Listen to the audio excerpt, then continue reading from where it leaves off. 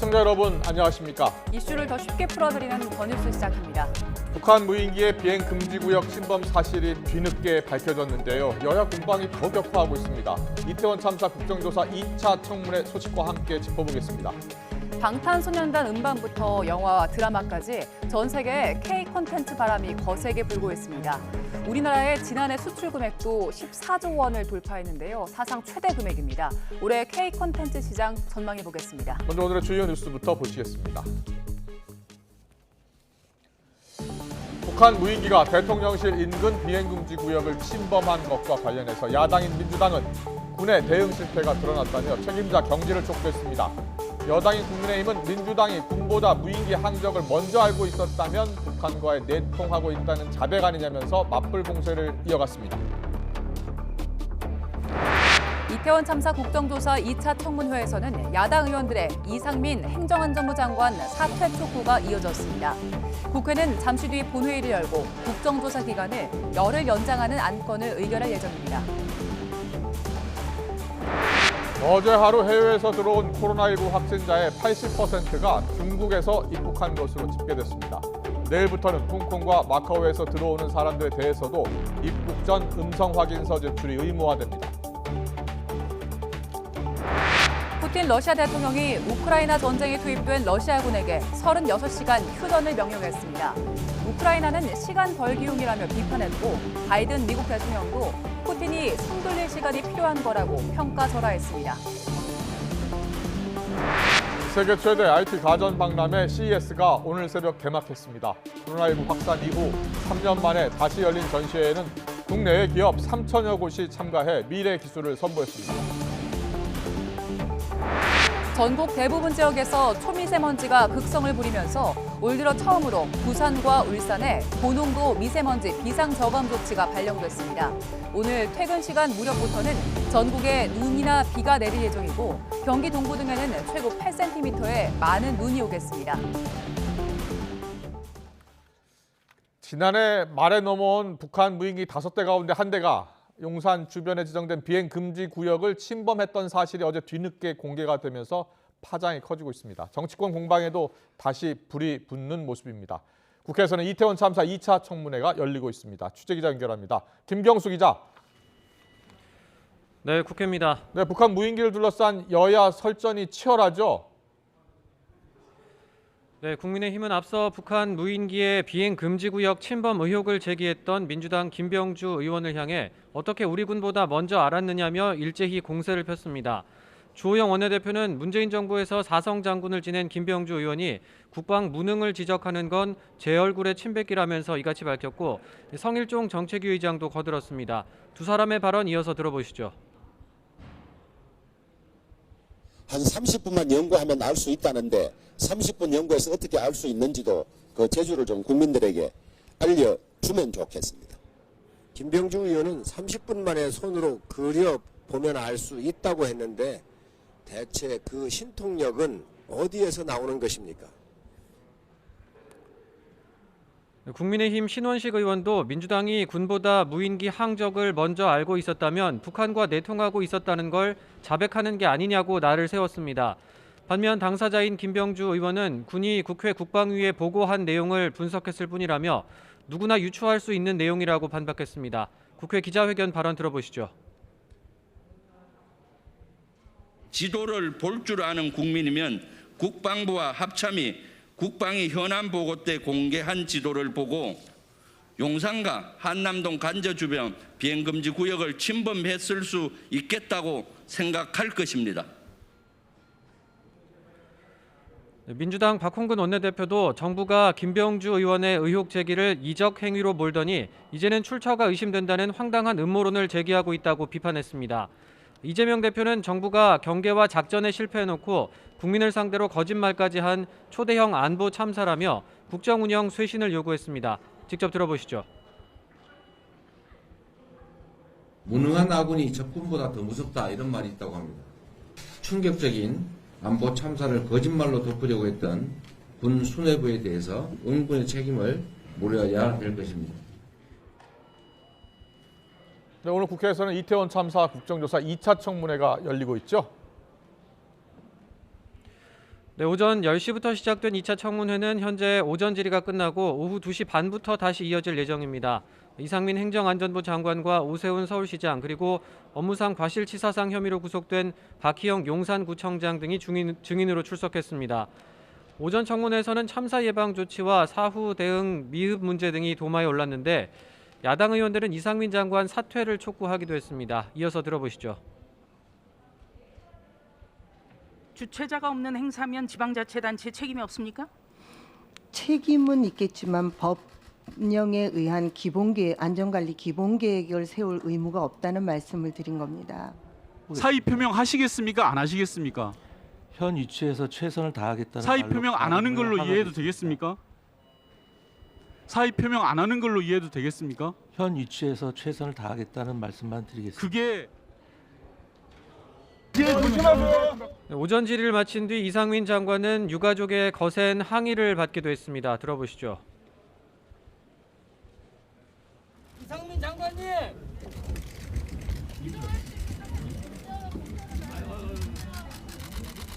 당신도 사람이잖아! 우리 죄는 중국에 대해서 한마디 해야 되잖아! 잠시 뒤 오후 2시에 열리는 국회 본회의에서는 내일이면 종료되는 이태원 참사 국정조사 기간을 오는 17일까지 열흘 늘리는 안건이 의결될 예정입니다. 지금까지 국회에서 전해드렸습니다. 네, 이태원 참사를 수사하고 있는 경찰청 특별수사본부가 최성범 서울 용산서방서장을 다시 불러 조사합니다. 특수본은 업무상 과실치사상 혐의로 입건된 최성범 서장과 현장 지휘팀장 등 주요 피의자들을 다시 소환하고 서울시 직원들도 참고인으로 불러 조사합니다. 또 어제는 실제로 신고자와 통화하거나 현장에 출동하지 않고도 허위로 112 시스템에 내용을 입력한 혐의를 받는 이태원 파출소 팀장 2명을 조사했다고 밝혔습니다. 윤석열 대통령의 지지율이 37%를 기록하면서 새해에도 상승세를 이어가고 있다는 여론조사 결과가 나왔습니다. 한국갤럽이 지난 13일부터 사흘 동안 전국 성인 남녀 1,002명에게 설문조사한 결과 윤 대통령이 직무 수행을 잘하고 있다는 대답은 37%로 3주 전보다 1%포인트 올랐고 잘 못하고 있다는 평가는 3주 전보다 2%포인트 하락한 54%로 집계됐습니다. 긍정평가 이유로는 노조 대응이 14%, 국방안보 10% 수준으로 나타났고 부정평가 이유로는 독단적, 일방적 12%, 경험 자질, 부족, 무능함이 9%를 차지했습니다. 새 정부가 우선해야 할 국정과제에 대해선 경제회복, 활성화 35%, 부동산 문제 해결 11%, 국방안보를 10%로 꼽았습니다. 자세한 내용은 한국갤럽 홈페이지나 중앙선거여론조사 심의위원회 홈페이지를 참조하면 됩니다. 코로나19 해외 유입 확진자 가운데 중국발 입국자가 80%가 넘는 걸로 나타났습니다. 다만 중국발 입국자에 대한 입국 전 검사 시작 첫날 단기 체류자의 양성률은 떨어졌습니다. 내일부터는 홍콩과 마카오발 입국자에 대해서도 입국 전 검사가 시작됩니다. 취재 기자 연결합니다. 김연아 기자. 네, 사회 2부입니다. 네, 중국발 입국자 중에서 확진자가 200명이 넘었다고요?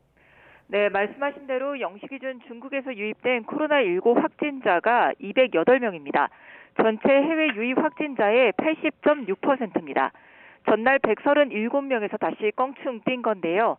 단기 체류 외국인도 많았던 데다 질병청 시스템 오류로 검사 대상 통보가 늦었던 중국발 내국인과 장기 체류 외국인 등의 검사가 정상화되면서 확진 숫자가 늘어난 것으로 추정됩니다. 중국 내 감염 상황이 심각한 만큼 이들 역시 확진 비율이 높았을 거로 보입니다. 네, 그래도 오늘은 중국발 단기 체류 외국인 확진자 수 좀 줄었다고요? 네, 어제 입국한 중국발 단기 체류자 수가 278명입니다. 이 중 확진자가 35명, 양성률이 전날 31.5%에서 12.6%로 뚝 떨어졌습니다. 입국 전 음성 확인서 제출이 코로나19 유입을 막는 데 일정 부분 효과가 있었다는 평가입니다. 다만 음성 확인서를 받은 단기 체류 입국자 가운데 35명은 입국 후 공항검사에서 양성으로 확인됐습니다. 내일부터는 홍콩과 마카오발 입국자에 대해서도 입국 전 코로나19 검사 음성 확인서 제출과 Q코드 입력이 의무화합니다. 중국발 입국자 입국 전수 전후 전수검사에 대해 다른 나라의 관심도 높아지고 있습니다. 특히 미국은 중국인 검체 유전자 분석 결과를 공유해달라고 요청까지 한 상황인데 지영미 질병청장은 한국이 중국의 최인접국이자 사전검사와 사후 PCR 검사, 변이 분석 등 가장 강력한 방역 조치를 하고 있어서 세계가 주목하고 있다며 한국을 넘어 세계의 안전을 위해 일한다는 사명감을 갖고 임해달라고 말했습니다. 정부는 도주 중국인에 대해서도 감염병법에 따라 엄히 대응할 거라고 강조했습니다. 해외 유입이 늘어도 국내 상황은 안정적이라는 평가죠? 네, 0시 기준으로 국내 코로나 신규 환자는 56,900여 명입니다. 해외 유입 확진이 258명으로 97일 만에 최다를 기록했지만 전체 확진자 수는 전주보다 8천여 명 줄었습니다. 중대본도 주간 하루 평균 확진자 수가 12월 마지막 주 6만 5천여 명에서 이번 주 6만여 명으로 8.2% 줄었다며 7차 재유행이 정체기에 접어들었다고 판단했습니다. 위중증 환자는 548명으로 이틀째 500명대고 사망자는 75명입니다. 지금까지 사회 2부에서 YTN 김연아입니다. 중국발 코로나 확산에 대한 우려 속에 유럽에서도 중국에 대한 규제가 잇따르고 있습니다. 독일과 스웨덴 또 벨기에가 중국발 입국자에 대해 코로나 음성 확인을 의무화했고 곧 항공기 폐수 검사도 실시됩니다. 김태현 기자의 보도입니다. 중국에 대한 코로나 방역 조치가 유럽에서도 확산하고 있습니다. 미온적이었던 독일도 자세를 바꿔 27개 회원국에 코로나 사전 검사를 도입하라는 유럽연합의 권고를 수용했습니다. 중국발 입국자의 음성 확인서 제출을 의무화하고 무작위 코로나 검사와 함께 항공기 폐수 검사도 곧 실시할 계획입니다. Also die Einreise ist nur gestattet mit einem negativen Test. Das ist also hier die Grundlage. Und wir werden darüber hinaus also an den Flughäfen systematisch durch Stichproben nach Varianten forschen und ein 스웨덴 당국도 7일부터 중국발 입국자는 미리 코로나 음성 확인서를 반드시 내도록 했습니다. 벨기에도 우선 중국발 직항편 탑승객을 대상으로 코로나 음성 확인서 제출을 의무화할 방침입니다. 벨기에는 직항편의 폐수 검사를 처음 실시할 예정입니다. 항공기 화장실의 폐수를 검사하면 얼마나 많은 승객이 감염됐는지 어떤 변이인지를 알 수 있습니다. 중국은 여전히 코로나 상황을 통제할 수 있고 국제사회와 공동 대응하겠다는 입장입니다. 我们也呼吁各方秉持科学原则，采取科学、适度、不针对特定国家的防疫措施，避免政治化疫情的严行。 이미 중국을 규제하고 있는 프랑스, 이탈리아, 스페인에 이어 춘절 설 연휴의 위험성을 고려한 유럽 국가들의 행보가 빨라지고 있습니다. YTN 김태현입니다. 네, 조금 전 들어온 소식 먼저 전해드리겠습니다. 이재명 대표가 10일 오전, 다음 주 화요일입니다. 10일 오전 10시 30분에 검찰에 출석한다는 소식이 들어왔습니다. 성남FC 의혹 관련해서 조사를 받는 것으로 알려졌고요. 검찰은 앞서 지난해 12월 28일에 이재명 대표에게 소환을 통보했었습니다. 그리고 이재명 대표 역시 출석해서 조사를 받겠다라는 뜻을 밝히기도 했었는데요. 이재명 대표가 다음 주 화요일 10일 오전 10시 30분에 검찰에 출석한다는 소식이 들어왔습니다. 자세한 소식은 들어오는 대로 다시 전해드리겠습니다. 다음 소식입니다. 넉 달 사이 2명을 잇따라 살해한 혐의를 받는 이기영의 집에서 나온 혈흔은 숨진 전 여자친구 A씨와 지인 B씨의 것으로 확인됐습니다. B씨는 현재 연락이 닿은 상태여서 경찰은 추가 피해자가 없는 걸로 판단하고 있습니다. 또 A씨의 혈흔은 범행 현장인 안방에서 다수 발견된 걸로 알려졌습니다. 또 A씨의 친구이기도 한 B씨는 지난해 4월에 이 집을 방문했는데 당시 이기영이 B씨의 손가락을 깨물어서 피가 났던 걸로 확인됐습니다. 전국적으로 한파가 기승을 부리면서 일부 채소 가격이 2배 오르는 등 장바구니 물가에 비상이 걸렸습니다. 다른 품목의 사정도 마찬가지인데 소비자들은 설 전에도 가격 오름세가 지속되지 않을까 걱정이 큰 상황입니다. 현장에 취재 기자 나가 있습니다. 임성재 기자. 네, 서울 중구에 있는 대형마트에 나와 있습니다. 설 연휴가 3주도 남지 않았는데요. 적상추, 쌈채소, 오이, 애호박 안 오른 품목이 없죠. 현장에서 보니까 어떻습니까? 네, 이곳은 적상추와 깻잎 등 다양한 채소를 팔고 있는 코너입니다. 이 주변에서 소비자들을 좀 살펴보니까 이 품목을 집었다가도 다시 놓는 경우가 많았습니다. 또 가격이 많이 오른 탓에 예상했던 것보다 적은 양을 사가는 소비자들도 있었습니다. 이 소비자의 발언 직접 들어보겠습니다. 그래도 여기가 그중 싼 편이라 찾아오는데 파란잎 채소, 겨울에 안 나는 것, 그러니까 온실에서 나는 것 이런 게 전체적으로 많이 올랐어요. 보통 장 볼 때보다 한 최소 30에서 40%는 더 드는 것 같아요. 한국농수산식품유통공사 자료를 보면 소매가 기준으로 적상추 100g은 1,500원 안팎으로 한 달 전과 비교해 2배 정도로 값이 뛰었습니다. 또 다른 대표적인 쌈채소인 깻잎도 이 100g에 3,000원 수준으로 이 한 달 전 2,000원대에서 40% 넘게 올랐습니다. 이 쌈채소뿐 아니라 이 오이, 애호박 등 다른 품목의 가격 상승세도 심상치 않습니다. 오이 10개 소매가는 19,000원으로 한 달 전에 비해 90% 정도 상승했습니다. 이 애호박은 한 개에 2,100원 수준으로 1,000원 정도 올랐습니다. 이런 채소 가격 오름세 현상은 최근 한파와 폭설로 수확량이 확 줄었기 때문인 것으로 분석됩니다. 또 시설 재배의 경우 이 난방비 상승으로 생산 단가가 오른 영향도 있습니다. 이 때문에 소비자들은 오를 대로 오른 이 외식비 탓에 집에서 조촐히 쌈채소를 곁들여 이 고기를 구워 먹으려고 해도 이 채소 가격 급등으로 이마저도 어려워졌다고 입을 모읍니다. 앞으로 날씨가 풀릴 거란 전망도 나오지만 설 명절을 앞두고 채소 물가가 더 크게 오르지 않을지 우려는 여전합니다. 농수산물부는 설 명절 장바구니 물가 안정을 위해 10대 성수품에 정부 비축품 14만 톤을 공급할 예정입니다. 이 배추와 무, 사과, 배 등 10대 성수품 공급을 평상시에 1.5배 규모로 확대해 물가 안정에 최선을 다할 방침입니다. 이런 가운데 주요 식품 기업에선 새해 첫날부터 이 요거트 등 유제품 100여 종의 가격을 일제히 올렸습니다. 이 원부자재 가격 상승 탓인데 소비자들의 부담은 계속 커지고 있는 상황입니다. 지금까지 서울 중구에 있는 대형마트에서 YTN 임성재입니다. 잘 활용하면 13월에 월급을 기대할 수 있는 연말정산. 이번에는 공제폭이 더 늘었습니다. 대중교통을 많이 이용했거나 신용카드를 재작년보다 많이 썼다면 환급금이 두둑해질 수 있습니다. 이형원 기자의 보도입니다. 지난해 근로소득에 대해 이루어지는 이번 연말정산에는 기존보다 높은 공제율이 적용됩니다.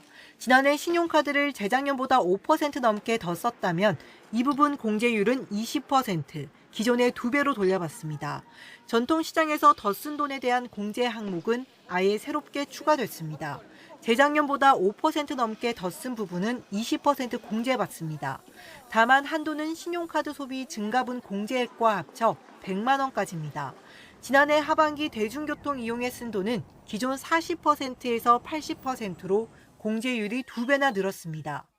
근로자의 생계비 부담 완화를 위해 하반기 대중교통 이용 금액 소득 공제율이 상향되었으며 전통시장 사용 금액 소비 증가분에 대한 소득 공제가 추가되었습니다. 고금리에 커진 주거 부담을 고려해 전세자금 대출 원리금 상환액도 더 공제해 줍니다. 무주택 세대주인 근로자가 임차를 위해 빌린 돈의 공제 한도는 100만 원 늘어 400만 원입니다. 또 월세로 쓴 돈에 대한 공제율도 최대 17%로 높였습니다. 이 밖에 난임 시술비는 30%로, 미수가 등을 위해 쓴 의료비 공제율은 20%로 올려 임신, 출산을 지원합니다. 국세청 연말정산 간소화 서비스는 오는 15일 열립니다. YTN 이영훈입니다. 삼성전자는 지난해 4분기 영업이익 4조 3천억 원으로 잠정 집계돼 지난해 같은 기간보다 69% 줄었다고 밝혔습니다. 글로벌 경기 침체와 반도체 수요 감소 등으로 영업이익이 급감해 어닝 쇼크를 기록한 것으로 평가됩니다. 이 같은 영업이익 수준은 전분기와 비교해도 60% 감소한 수치입니다. 삼성전자의 분기 영업이익이 5조 원 아래로 내려간 것은 2014년 3분기 이후 8년여 만입니다. 일본에서 임금 상승이 물가 급등을 따라잡지 못해 지난해 11월 실질 임금이 8년여 만에 최대 폭으로 줄어든 걸로 나타났습니다. 일본 후생노동성은 지난해 11월 종업원 5명 이상 업체를 대상으로 한 근로통계조사 결과 기본급에 수당 등을 합친 1인당 명목임금은 2021년 11월에 비해 0.5% 오른 약 28만 4천엔, 271만 원으로 나타났습니다. 이에 비해 일본 내 소비자 물가는 지난해 11월 3.7% 올라 약 41년 만에 가장 높은 상승률을 기록했습니다.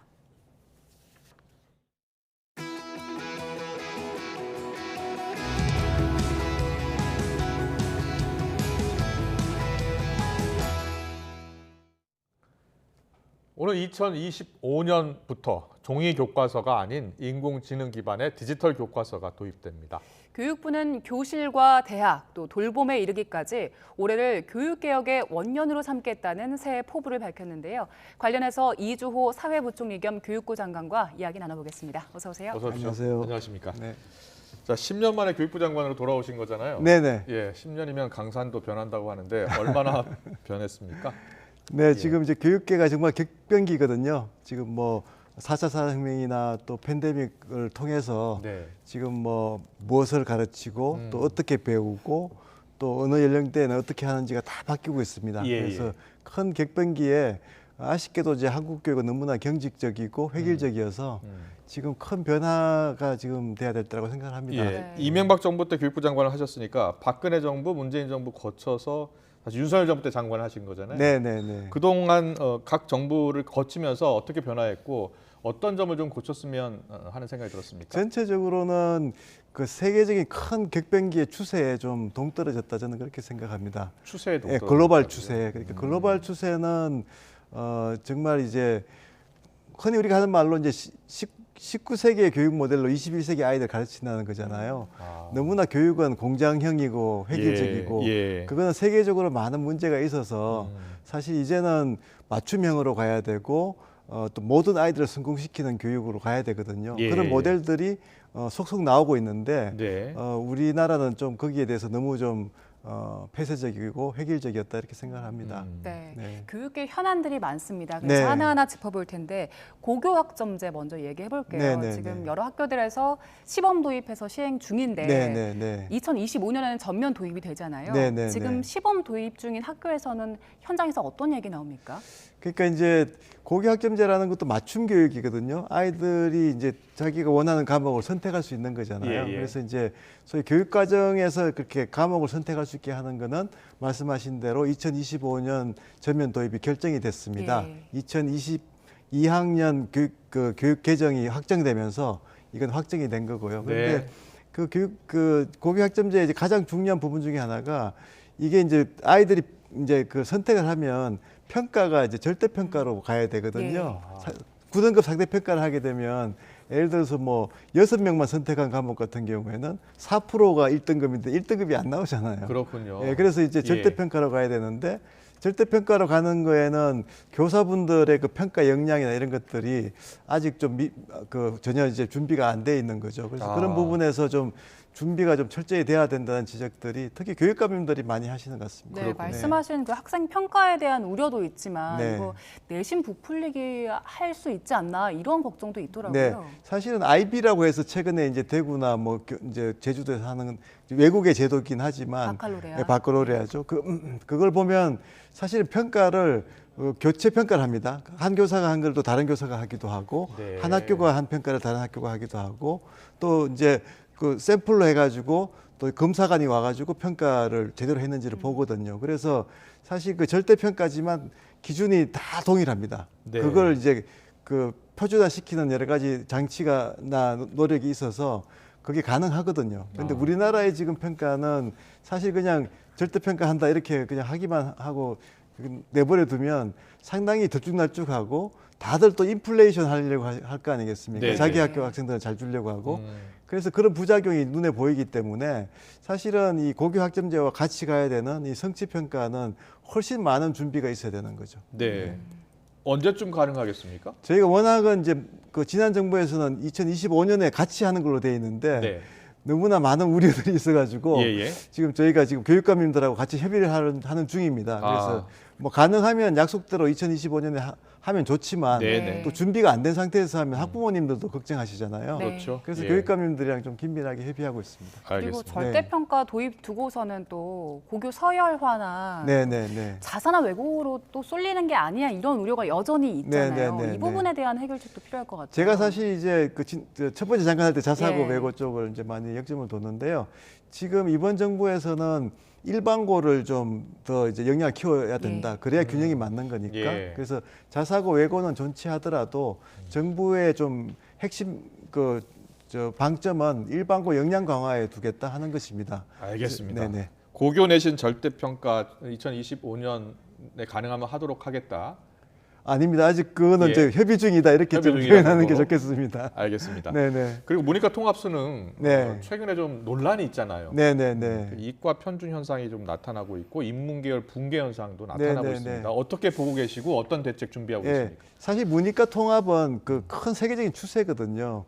그러니까 뭐 잘 아시는 바와 같이 이제 스티브 잡스 같은 경우에 혁신이라는 것은 이 문학과 새로운 기술이 만나는 데서 네. 일어난다 이렇게 얘기를 했거든요. 사실 그런 부분이 굉장히 중요하기 때문에 저희가 문과 이과를 구분하는 것은 맞지 않다고 해서 이제 통합을 하게 된 거고요. 그리고 이제 수능도 그렇게 갔는데 문제는 이제 다른 과목을 선택한 아이들 간에 이제 이 난이도를 조정하기가 정말 쉽지 않기 때문에 예. 지금 이번 같이 이제 특히 문과 학생들이 이제 불이익을 당한다는 이제 불만들이 많은 것 같습니다. 그래서 그거를 이제 당국에서 뭐 획일적으로 해결하기는 힘들지만 이 대학 당국도 똑같이 걱정을 하고 있기 때문에 네. 대학들과 이제 대기업을 통해서 좀 협의를 해서 적어도 문과 학생들이 그렇게 입시에서 불이익을 당하면 안 되겠다는 생각을 가지고 있습니다. 네. 지금 말씀하신 그 문과 학생들이 불이익을 본 부분도 있지만 네네. 이과 학생들이 네. 학교 간판을 따려고 네네네. 문과로 지원을 했다가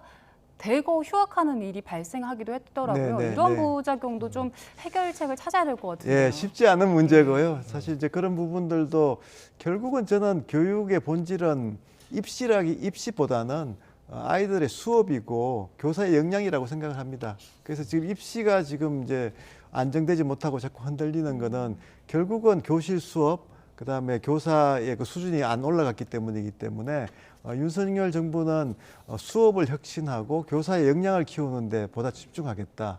어차피 지금 대학 입시는 4년 예고제라서 예. 이번 정부에서 이제 바꿀 수가 없거든요. 이번 아이들에 대해서는. 그래서 예. 이제 좀 장기적으로 저희들이 연구를 하고 이번 정부는 좀 교실을 바꾸는 정부, 잠자는 교실을 깨우는 정부가 되고 싶습니다. 네, 잠자는 교실을 깨우는 정부. 네네. 수업 혁신 이야기하셨으니까 네네. 디지털 교과서 이야기하겠습니다. 네네. 2025년부터요. 네네. AI 인공지능 기반으로 한 디지털 교과서를 도입한다고 하는데 네네. 어떻게 바뀌는 겁니까? 그러니까 이제 지금 1인 1디바이스는 다 있잖아요. 네. 교육감님들이 공략하셔가지고 지금 다 웬만한 학교들은 다 가지고 있는데 네네. 그걸 열면은 그 안에 사실은 해외의 좋은 학교들은 보면 AI 튜터가 들어가 있거든요. 그렇군요. AI 튜터라는 거는 아이들의 역량을 바로 파악을 해가지고 네. 거기에서 맞춤형 그 컨텐츠를 제공하는 겁니다. 수학 같으면 예. 한 교실에서 아이들이 이 디바이스를 다 열었는데 네. 그 화면에 뜨는 건 다 틀린 거죠. 왜냐하면 그 안에 AI가 들어가 있기 때문에 그렇습니다. 그렇군요. 네. 수학을 잘하는 학생한테는 새로운 교육 그렇죠. 시스템이 예. 들어가고 네. 예, 수학을 조금 좀 못하는 뭐, 학생들은 다른 시스템이 그리고 들어가 속도도 다릅니다. 천천히 공부해야 되는 아이들은 천천히 공부할 수 있게 하고 빠르게 이렇게 뛰어서 건너뛸 수 있는 아이들은 또 빠른 속도로 공부할 수 있게 하고. 이게 그렇게 2025년에 가능합니까? 지금 이미 이제 사교육 시장에서는 그런 이제 소위 코스웨어들이 팔리고 있거든요.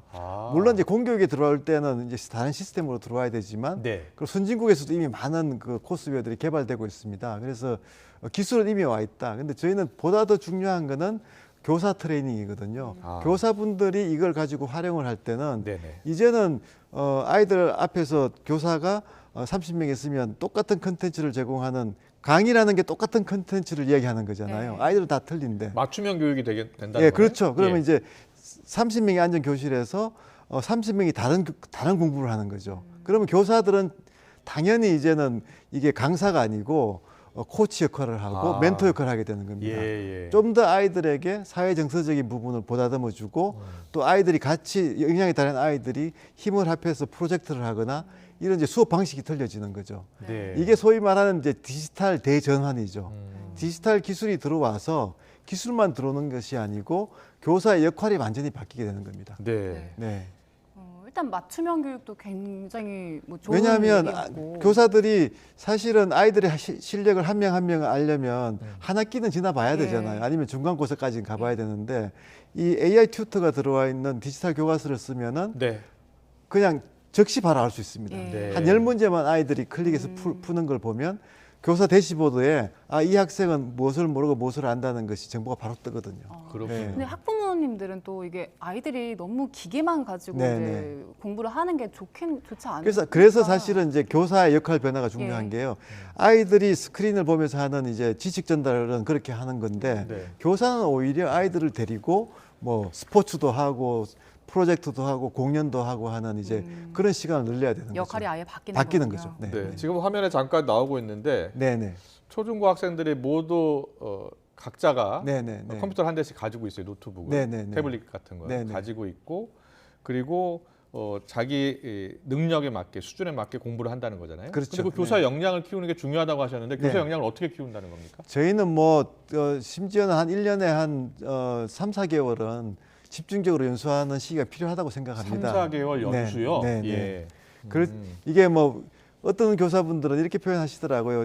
한국말로 가르치다가 영어로 가르치라고 하는 것만큼 이게 힘들다. 완전히 역할이 바뀌는 거잖아요. 그래서 이제 집중적인 연수가 필요하고 더 장기적으로 보면 교대 4대의 그 교육 프로그램도 완전히 바뀌어야 됩니다.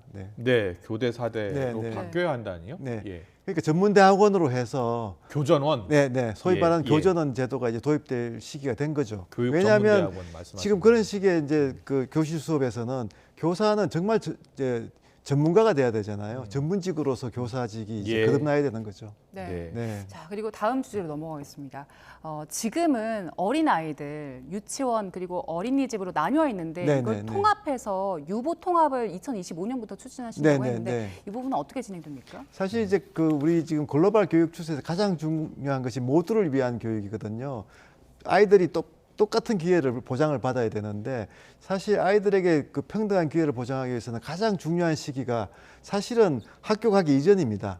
그 아이들이 이제 영유아 시기에 이미 이제 중요한 지능 발전이나 정서 발달이 일어나는 거거든요. 그래서 보육이 정말 중요하고 보육과 교육을 잘 융합을 해야 됩니다.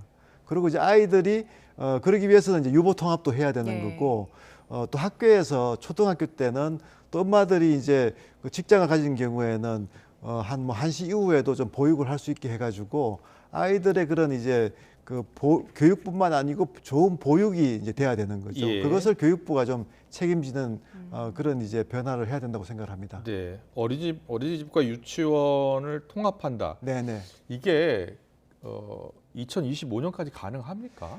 사실 이제 그 위기가 기회인데요. 워낙 학생 수가 많이 줄어서 어린이집 같은 경우에 경영이 많이 어렵습니다. 그래서 과거에는 사실 이제 이견들이 많았는데 지금은 많이 좁아지는 것 같아요. 교육부 중심으로 통합하고 그래서 좀 더 질 높은 서비스를 할 수 있도록 그 단일화된 이제 관리 체계에서 지원도 또 더 많이 받을 수 있도록 그렇게 지금 하려고 합니다. 어린이집이나 유치원에 반발은 없습니까?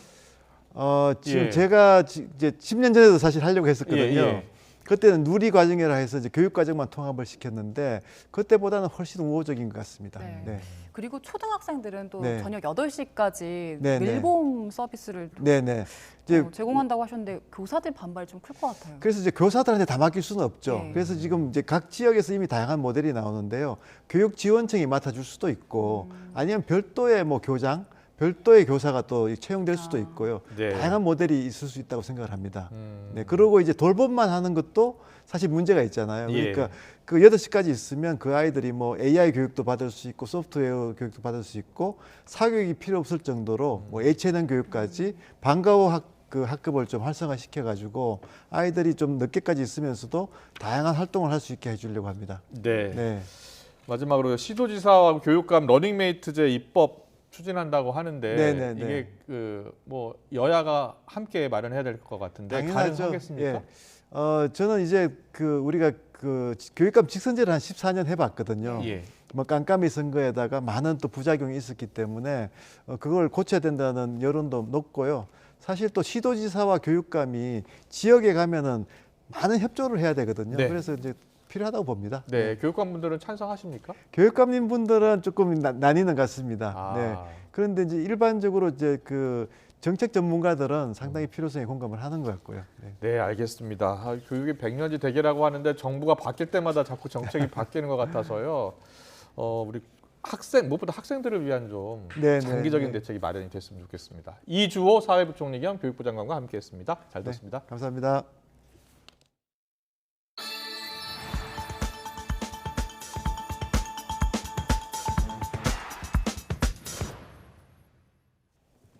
네, 오늘이 절기 소환입니다. 오늘 큰 추위는 없지만 미세먼지가 기승을 부리고 있는데요. 퇴근길에는 전국에 눈비도 내릴 걸로 보입니다. 자세한 날씨는 기상캐스터 연결해서 알아봅니다. 원희다 캐스터. 네, 상암동 야외 스튜디오에 나와 있습니다. 네, 오늘 뒤로 보니까 하늘빛이 좀 흐린 것 같아요. 네, 그렇습니다. 현재 전국 대부분 지역에서 호흡기에 안 좋은 초미세먼지가 짙게 나타나고 있어 하늘이 뿌였습니다. 또 퇴근길 무렵부터는 전국 곳곳에 눈비가 내릴 것으로 보여 하늘이 점차 흐려지고 있는 건데요. 서울 등 수도권은 오후 6시를 전후에 눈비가 시작될 것으로 보이고요. 특히 밤부터는 기온이 크게 떨어지면서 비가 눈으로 바뀌어 내릴 가능성이 있겠습니다. 자세한 미세먼지 상황부터 살펴보도록 하겠습니다. 현재 대기가 정체되고 중국발 스모그가 유입되면서 전국의 초미세먼지 농도가 나쁨에서 매우 나쁨 수준까지 치솟아 있습니다. 충청 이남에 이어 경기 남부에도 초미세먼지 주의보가 추가 발령됐는데요. 내일은 황사까지 유입되면서 대기질이 더 악화할 것으로 보입니다. 따라서 올해 들어 처음으로 부산과 울산에는 고농도 미세먼지 비상 저감 조치가 발령됐고 수도권에는 예비 저감 조치가 내려졌습니다.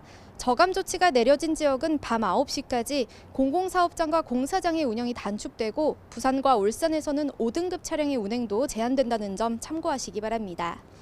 퇴근길부터 시작하는 눈은 밤사이 전국으로 확대되겠습니다. 가장 많은 눈이 예상되는 곳은 강원도로 최고 10cm 이상이 예상됩니다. 경기 동부와 충북 북부, 경북 북부에도 최고 8cm, 서울 동부에도 최고 5cm의 눈이 내리겠습니다. 눈은 주말인 내일 오전에 대부분 그치겠습니다. 이후에는 대체로 맑은 날씨 속에 예년 기온을 웃돌면서 큰 추위는 없겠습니다. 다만 내일도 미세먼지의 황사까지 공기가 답답할 전망입니다. 지금까지 서울 상암동에서 YTN 원희다입니다. 세계 최대 규모의 전자제품 박람회 CES가 미국 라스베이거스에서 막을 올렸습니다. 온전한 형태로 3년 만에 개최되는 대규모 행사에 행사장에는 개막 전부터 많은 사람들이 몰려들었습니다. 현지에서 김철희 기자가 보도합니다. 미국 라스베이거스 컨벤션 센터. 이른 아침부터 건물 출입구 곳곳이 CES를 보러 온 사람들로 북적입니다. 지금 현재 미국 현지 시각으로 오전 9시 반 정도가 됐습니다. 본격적인 행사 시작까지는 아직 30분 정도가 남았지만 벌써부터 많은 사람들이 행사장 주변으로 모여든 모습입니다. 세계 각국에서 날아든 관람객들은 새로움에 대한 설렘으로 상기된 표정입니다. I'm from Toronto, Canada. It takes 5 hours flight to be here. Mainly like something we are in fintech, but there are something AI and some electric automobile. This kind of my major interest. 오전 10시 드디어 본격적인 박람회가 시작됐습니다. 개장과 동시에 한국 기업 전시관은 몰려든 관람객들로 문전성시를 이뤘습니다. But probably my favorite part of it was the wireless OLED. I'm so excited to have that in my own place. So hopefully it comes home soon. 한국 중소기업들도 이번 CES를 통해 그동안 갈고 닦았던 기술을 선보였습니다. 행사를 계기로 좋은 기업이 해외에 더 많이 알려지기를 바라는 마음이 큽니다. 우리의 이런 기술들이 다른 나라에 많이 알려졌으면 좋겠다는 가장 근본적인 이런 어떤 원초적인 니즈가 좀 더 잘 뽑혔으면 좋겠어요. 현지 시각 목요일에 시작된 행사는 오는 일요일까지 나흘 동안 계속됩니다. 주최 측은 이 기간 10만 명 넘는 사람이 행사장을 찾을 것으로 내다봤습니다. 미국 라스베이거스에서 YTN 김철입니다. BTS 방탄소년단이 내놓고 있는 음반, 또 전 세계 음악 시장 흔들고 있죠. 기생충, 오징어 게임, 헤어질 결심, 우리 영화 드라마 지금 선풍적인 인기를 끌면서 이른바 K 컨텐츠 위상 갈수록 높아지고 있습니다. 네, 세계를 휩쓴 한류 열풍에 2021년 한국 콘텐츠 수출액이 14조 원을 돌파했습니다. 사상 최대 금액인데 가전제품 2차 전지 그리고 전기차의 수출액을 넘긴 겁니다. 우리 콘텐츠의 저력 그리고 앞으로의 과제를 김원식 문화평론가와 짚어보겠습니다. 어서 오세요. 네, 안녕하세요. 안녕하십니까. 네. 자, 우리나라 K 콘텐츠 수출액 2021년 기준이죠, 이게. 네, 14조 원 돌파. 예. 이거 어느 정도 액수입니까, 이게?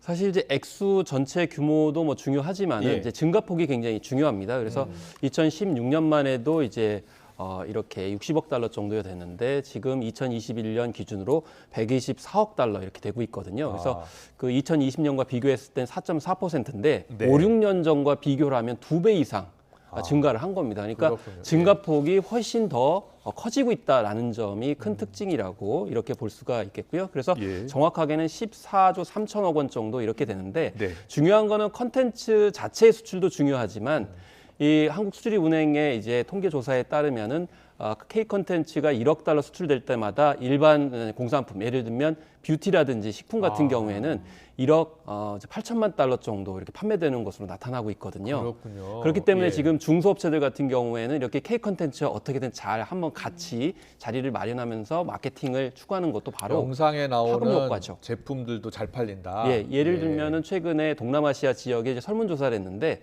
동남아시아 지역에서 한우를 이제 굉장히 좋아하는 분들이 왜 한우를 좋아하십니까라는데 맛도 굉장히 좋지만은 한국의 이미지가 좋아서 한우 고기를 산다 이렇게 얘기를 했는데 그 이미지 중에 하나가 바로 K 콘텐츠의 역할이라고 볼 수가 있는 거죠. 알겠습니다. 이 금액이 보니까 가전이나 2차 전지, 전기차 금액보다도 더 크더라고요. 이제 그게 제일 중요하죠. 뭐 액수만 자체만 보면 이게 규모가 어떻게 되는지 잘 모르는데 사실 우리 한국이 이제 가전제품을 수출하기로 또 유명하지 않습니까? 그런데 이 텔레비전이나 이 냉장고 같은 경우에는 86억 7천만 달러거든요. 그런데 K 콘텐츠는 124억 이렇게 이제 등장을 하고 있기 때문에 그래서 이런 점에서 굉장히 차이가 이제 나고 있다는 점. 그래서 2차 전지라든지 디스플레이 그리고 전기차보다도 훨씬 더 많이 판매되고 있어서 대개 예전에 보면 우리가 소프트 파워가 좀 약하다 이런 얘기 많이 했었어요. 그래서 하드웨어가 좀 산업 그런 이제 입지 시설이나 2차 산업 이런 것들이 강조됐었는데 이제는 소프트 파워가 굉장히 강조되고 있다는 점을 실제로 결과로 보여주고 있다는 점이 큰 의미가 있겠죠. 알겠습니다. 이 평론가님 전문가시니까 우리 K 콘텐츠가 처음에는 아시아를 중심으로 인기를 끌다가 지금 보니까 미국, 뭐 북미, 남미 그리고 또 유럽까지 이렇게 전 세계로 확산하고 있더라고요. 가장 큰 이유가 어디에 있을까요? 일단은 우리가 흔히 영미권과 그 외의 지역으로 많이 얘기를 해요. 그래서 글로벌 OTT 얘기하면은 영어권과 비영어권 이렇게 순위를 이제 매기는 경향이 있거든요. 근데 우리는 그동안 어디에 목적을 뒀었냐면은 영미권에 주로 초점을 맞췄어요. 그러다 보니까 영미권에서 좋아할 만한 그런 소재와 주제, 장르들을 많이 했었는데 글로벌 이 플랫폼이 형성되다 보니까 저희가 생각하지 못한 부분들이 나오기 시작했습니다. 뭐냐면 말씀하신 뭐 남미라든지 또 아랍이라든지 심지어는 아프리카에서도 우리의 정서를 담은 작품들이 주목을 받게 되는 상황들이 벌어지게 된 거죠. 그래서 이제는 우리가 유럽이나 뭐 북미를 향해서만 할 게 아니고 이제는 우리 컨텐츠 그러니까 우리 한국인이 즐기는 컨텐츠를 최고의 수준을 만들게 되면 전 세계인들이 다 관심을 갖는 일종의 브랜드 가치를 갖고 있는 단계까지 진입을 했다. 그래서 예를 들면 우리가 예전에 신파하고 있네 라면서 신파를 굉장히 싫어했거든요. 근데 이 신파가 오히려 아랍이나 남미나 아프리카에서 더 호응이 많은 거예요. 그렇습니까? 그래서 이런 우리만의 어떤 장점들이 지금 글로벌 플랫폼이 열리게 되면서 인정을 받고 있다는 점, 그리고 우리만큼 이렇게 자유롭게 소재를 맛깔스럽게 제작할 수 있는 제작 역량이라든지 그런 구조를 가지고 있는 국가가 그렇게 많지를 않거든요. 그래서 동서양이 교접되는 그런 공간에서 자유롭게 창작할 수 있는 여건들이 형성됐기 때문에 이게 세계적으로 트렌디하게 받아들이고 있지 않나 이렇게 생각합니다. 그렇군요. 지금 박찬욱 감독 미국에 있습니다. 칸 국제영화제 감독상을 수상하면서 이제 헤어질 결심 굉장히 큰 관심을 모았었는데 지금은 골든글로브 비영어권 작품상 후보 올랐잖아요. 일단 전망들은 좀 엇갈리는 것 같아요. 평론가님 전망 어떠세요? 일단은 저는 이제 긍정적으로 바라보고 있습니다. 이제 당장 1월 11일 한국 시간으로 이제 10시에 이렇게 발표가 되는데요. 기본적으로 지금 골든글로브가 한국에 대해서 좀 우호적인 분위기가 있다는 게 대체적입니다. 왜냐하면 미나리를 통해서 또 외국어 영화상 받은 적도 있고 또 오징어 게임의 오영수 배우가 여기서 또 조연상을 받은 적이 있거든요.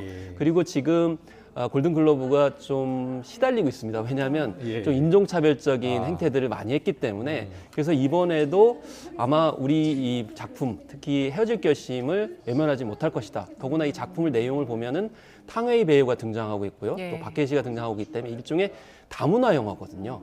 그래서 사실 영미권에서는 다문화 영화를 굉장히 높이 평가해요. 왜냐하면 특히 미국 같은 경우는 다문화로 만들어진 국가이기 때문에 그래서 사실 박찬욱 감독은 이 점을 저는 처음부터 전략적으로 기획했다고 생각을 합니다. 그렇군요. 그래서 어느 자리에서 그렇게 이제 인터뷰를 했는데 우리는 이제 한국만의 그런 작품을 넘어서서 동아시아가 같이 만들어야 된다. 그래서 탕웨이 배우 기용을 하고 또 박해일 씨도 하니까 이게 결국 다국적성을 갖게 되니까 오히려 외국어 영화상으로는 이제 알맞춤이다 저는 그렇게 생각을 합니다. 알겠습니다. 그리고 선풍적 인기를 끌었던 오징어 게임 시즌 2 지금 많은 세계적인 그 평론가들도 주목하고 있더라고요. 자, 올해 새롭게 촬영을 시작한다고요? 그렇습니다. 2023년에 이제 촬영 1년 정도 할 상황이 벌어지게 되고 이것을 이제 마무리 작업을 해서 아마 2024년 초에 공개할 것으로 이렇게 예측이 되고 있는데 지금 마음이 급한 거는 이제 팬들도 그렇지만 넷플릭스가 마음이 급해요.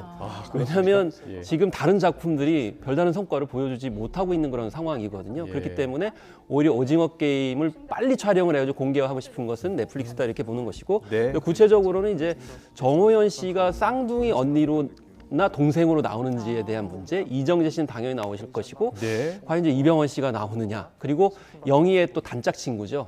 철수 로봇이 나온다는데 그 철수 로봇은 어떤 역할을 할 것이냐. 철수 로봇이 나오는군요. 예, 그런 부분들이 이제 감독이 좀 실마리를 줬는데 그런 것들이 좀 더 궁금증을 일으키는 것 같습니다. 네, 그리고 BTS 일단 맏형 진은 입대하면서 나머지 다른 멤버들은 솔로 활동 시작했잖아요. 근데 얼마 전 그 월드컵 개막식 때 정국 씨가 개막식에서 공연을 했어요. 그 장면은 어떻게 보셨어요? 이제 사실 개별 활동을 통해 가지고 나중에 완전체로 합체한다는 거거든요. 근데 제이홉의 공연을 보게 되면서 충분히 방탄소년단은 완전체로 활동하지 않는다 하더라도 그 팬덤과 영향력은 충분히 가능하다라는 것을 보여줬고 밝은 희망을 보여줬다고 생각을 합니다. 그래서 뭐 앞으로 이제 멤버들이 개별적으로 활동하는 것이 이게 좀 뭐 안 좋은 소식이 아니라 더 나은 발전을 위한 것이었다는 것을 중동에서 확인을 해줬다고 저는 생각을 합니다. 네, 14조 원 엄청난 금액이긴 합니다만 사실은 아바타 영화 하나가 매출액이 수조 원 아닙니까? 그렇습니다. 예, 그런 상황이기 갈 길이 때문에 먼데 앞으로 우리가 더 성장하기 위해서는 어떤 점들을 짚어봐야 될까요? 일단 뭐 우리 이제 한국에서 해야 될 부분들은 상당히 많이 있지만은 근데 올해 같은 경우는 좀 더 이제 작년에 그런 성과들이 더 확장될 기미가 있습니다. 왜냐하면 넷플릭스를 이제 많이 말씀드렸지만 이상한 변호사 우영우를 비롯해서 한국에서 만들었던 작품들이 굉장히 반응이 좋았습니다. 예를 들면 연모 같은 경우 국제 에미상까지 받았고요. 뭐 붉은 끝동이라든지 작은 아씨들 그리고 재벌집 막내 아들과 같이 국내에서 제작됐던 드라마들 그리고 우리니까 오징어 게임과는 달리 IP를 다 가지고 있는 작품들이었거든요. 그렇기 때문에 한국에서 저작권을 가지고 있는 작품들도 세계를 누빌 수 있다는 점 그리고 여성 서사가 지금 강해지고 있습니다. 특히 글로벌 OTT 같은 경우는 전에는 장르물 좋아하는 남성분들이 포진했는데 지금 여성분들이 많이 대거가 있어서 요즘에 인기 있는 작품들이 다 여성 주인공, 여성 서사가 굉장히 강해요. 또 K-팝 같은 경우에도 지금 뭐 블랙핑크는 말할 것도 없고 뭐 느르세라핌이라든지 뉴진스 그리고 에스파 이르기까지 다양한 4세대 걸그룹들이 활약을 하고 있기 때문에 그런 두 가지 점에서 좀 더 우리가 잘할 수 있는 부분들을 강화하고 지원하면서 격려하는 노력들이 좀 필요하다고 생각합니다. 알겠습니다. BTS, 뭐 기생충, 또 오징어 게임, 그렇죠. 헤어질 결심, 올해도 세계적으로 아주 인기를 끌 수 있는 그런 작품 나왔으면 좋겠습니다. 오늘 말씀 잘 들었습니다. 김원식 문화평론가와 함께 짚어봤습니다. 잘 들었습니다. 네, 감사합니다. 네, 북한 무인기의 비행 금지 구역 침범 사실이 뒤늦게 밝혀졌는데 여야 공방은 오늘 더 격화하고 있습니다. 네, 이태원 참사 국정조사 2차 청문회 소식과 함께 잠시 뒤 더 정치 시간에 짚어보겠습니다.